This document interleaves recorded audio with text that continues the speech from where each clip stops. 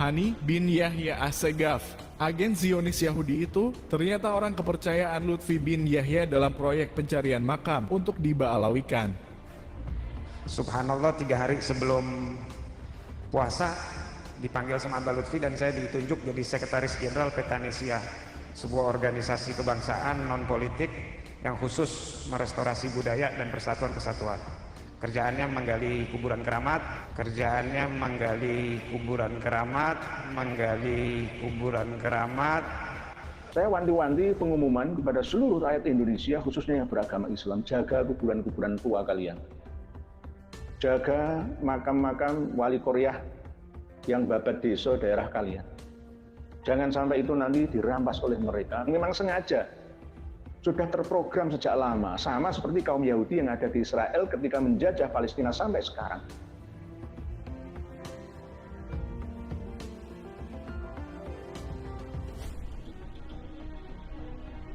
Di tengah keterkejutan dunia atas kekuatan rakyat Palestina yang berhasil membombardir kaum Zionis Israel yang selama ini menjajah mereka, kita yang di Indonesia pun dikejutkan dengan terbongkarnya sosok agen Yahudi Israel, Hani bin Yahya, seorang yang pernah tercatat sebagai pemilik arena judi sekaligus pengelolanya, yang saat ini diulamakan oleh sebagian umat Islam bangsa Indonesia. Pada awalnya kita hanya ingin mengcounter doktrin Hani bin Yahya yang mengatakan segala macam kajian, segala macam tesis, jika hal tersebut menimbulkan perpecahan maka itu adalah sebuah kebohongan meskipun datanya benar. Sebenarnya doktrin inilah yang pada awalnya ingin kita counter dari dia. Namun ternyata ada pernyataan lain yang membagongkan kita semua, yang mana ia mengatakan Rasulullah secara langsung meridhoi pekerjaan merampok daripada mengemis, yang tentu saja pernyataan ini akan berpotensi besar menyesatkan umat Islam. Melihat kebodohan dia dalam menafsirkan pemahaman-pemahaman ilmu agama, membuat kita mempertanyakan bagaimana riwayat dia. Kok bisa-bisanya orang bodoh seperti dia dianggap sebagai seorang ulama? Dan tentu saja seperti biasanya, tidak butuh waktu yang lama setelah videonya viral, maka terbongkarlah siapa sebenarnya dia. Seorang yang terindikasi sebagai agen Zionis Yahudi, bahkan pernah terciduk polisi sebagai pemilik arena judi. Maka sangat pantaslah orang seperti dia akan berpotensi menyesatkan umat Islam ketika ia tiba-tiba diulamakan.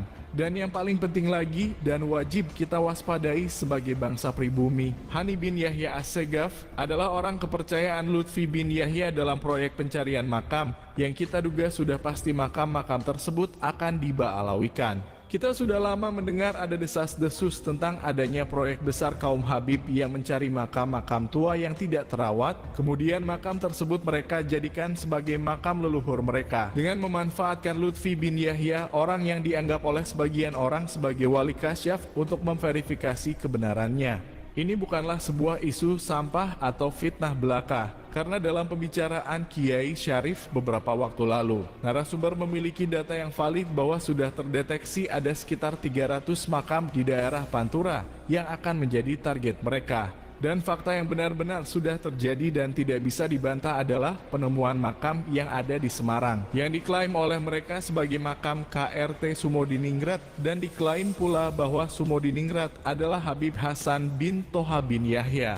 Ini adalah yang paling heboh dibicarakan, karena yang diklaim adalah seorang panglima perang Mataram Islam berdarah Majapahit, sosok asli pribumi Nusantara yang diba'alawikan oleh mereka. Nasib baik Terah Mataram kini berani bersuara, sehingga masyarakat luas pun kemudian bergerak melawan perampokan sejarah yang dilakukan oleh golongan mereka. Masyarakat harus segera kita sadarkan bahwa klaim sejarah leluhur kita menggunakan makam-makam tua yang dijadikan leluhur mereka adalah bentuk penjajahan golongan mereka terhadap bangsa kita, yang mana tujuan mereka adalah menghancurkan sejarah bangsa Nusantara, kemudian diganti dengan sejarah versi mereka yang dibuat sebagai bangsa yang paling berjasa terhadap tegaknya peradaban di bumi Nusantara. Pola ini sama dengan yang dilakukan oleh kaum Yahudi Israel dalam menguasai bumi Palestina, yaitu membangun makam-makam palsu atas nama leluhur mereka, sehingga bangsa Yahudi di sana bisa mengklaim tanah Palestina adalah tanah milik mereka, karena buktinya para leluhur mereka dimakamkan di sana.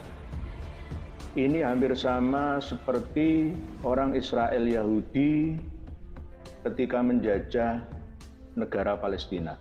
Di kota tua Yerusalem, bahkan dekat dengan Masjidil Aqsa, sebelah timur atau depannya itu ada 500 makam palsu yang dibangun oleh para penyusup orang-orang Yahudi Israel dengan nama-nama leluhur mereka. Jika dihitung secara keseluruhan di kota tua Yerusalem tepi barat, Palestina itu ribuan makam-makam buatan palsu nenek moyang mereka para Yahudi Israel. Dengan tujuan apa? Untuk mengkaburkan sejarah bahwa yang berhak mewarisi tanah di Yerusalem Raya itu adalah mereka. Inilah yang menjadi sebuah PR bagi kita semua untuk meluruskan kembali dari efek-efek negatif klaim-klaim itu untuk bangsa kita. Karena Kiai Mujahidin sebuah klaim terhadap sejarah, apalagi sejarah yang sudah mapan dari keluarga Nusantara, misalnya kuburan yang diklaim namanya dengan nama-nama tertentu yang bukan dari Nusantara, itu akan berimplikasi terhadap kesejarahan masa yang akan datang, di mana nanti akan terkaburkan antara sejarah yang sesungguhnya dengan sejarah yang terbentuk mulai hari ini yang kemudian akan diyakini kebenarannya pada masa yang akan datang.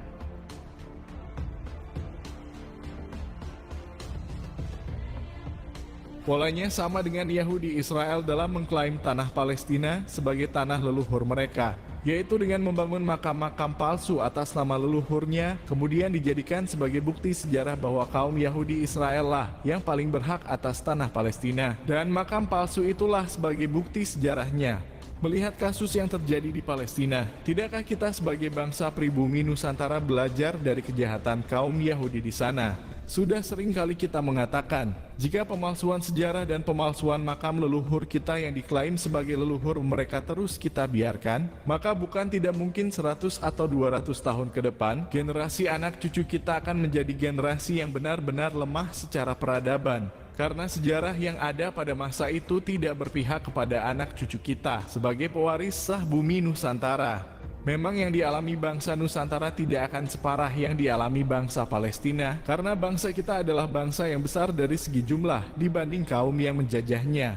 Tapi ingatlah, mereka yang ingin menjajah kita adalah kaum yang mengatasnamakan agama, ditambah lagi mereka mengklaim sebagai kaum anak keturunan Rasulullah. Dan bangsa kita sangat mudah terpedaya akan hal itu semua, sehingga mereka sangat bodoh rela menjadi budak-budaknya.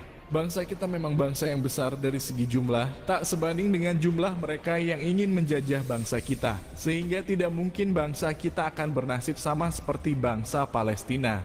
Ya, itu semua memang benar adanya, tapi jangan lupakan sejarah, bahwa bangsa yang besar ini kenyataannya pernah dijajah selama 3,5 abad lamanya, dan yang menjajah adalah bangsa yang kecil dari segi jumlah. Maka jangan pernah meremehkan siapapun yang terindikasi berusaha menjajah bangsa kita, dan kita harus sedini mungkin melawan gerakan mereka sebelum mereka benar-benar menguasai bangsa kita.